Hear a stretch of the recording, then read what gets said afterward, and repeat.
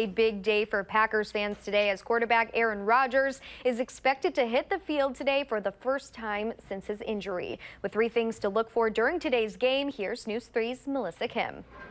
Well, it's the week all of Packers Nation has been waiting for since Aaron Rodgers broke his right collarbone against the Vikings back in Week 6. That was on October 15th. But after surgery and weeks of rehab, Rodgers is slated to start later today against the Carolina Panthers. Here are three things to watch. Obviously, Aaron Rodgers is one of them. He has been pretty antsy to get back on the field, as evidenced by his demeanor on the sidelines last week with Brett Hundley in Cleveland. But will 12 be back to 100? We shall see in a few hours. Also, don't count out the Panthers right away. Carolina with a veteran defensive presence, including one familiar face to Green Bay fans. Julius Peppers back with the Panthers, where he started his career. The linebacker spent the last 2 seasons with the Packers. Mike McCarthy commended him earlier this week on his technique, which shows no signs of faltering at age 37. Lastly, the playoff picture. The Packers' postseason hopes still very much alive, but in reality, they do need to win out to get to 10-6. And on top of that, they need some help from some other teams, namely Carolina, Atlanta, and Seattle, for 2 wildcard spots. But Coach McCarthy not addressing any of that this week, of course. He also said while the return of Aaron Rodgers is a definite confidence boost for the team, they still need to focus on other areas like the secondary in order to win against Cam Newton and the Panthers. Kickoff at noon over on Fox, 12 highlights and postgame later tonight on News 3 at 10. For News 3 this morning, I'm Melissa Kim.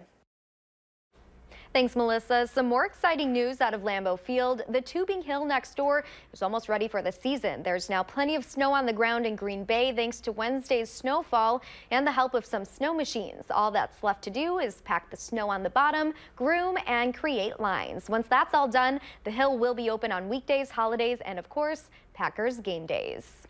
In other pro football news, Reggie Bush calling it a career. The running back announcing his retirement from football after more than a decade in the NFL. He ran for more than 9,000 yards and 54 touchdowns in his time with the Saints and Lions. He won a Super Bowl with New Orleans in 2009. From the professionals to the college players, the Badgers getting back into the swing of practice and playbook. The team hit the turf early yesterday morning to start getting ready for the Orange Bowl in exactly 2 weeks.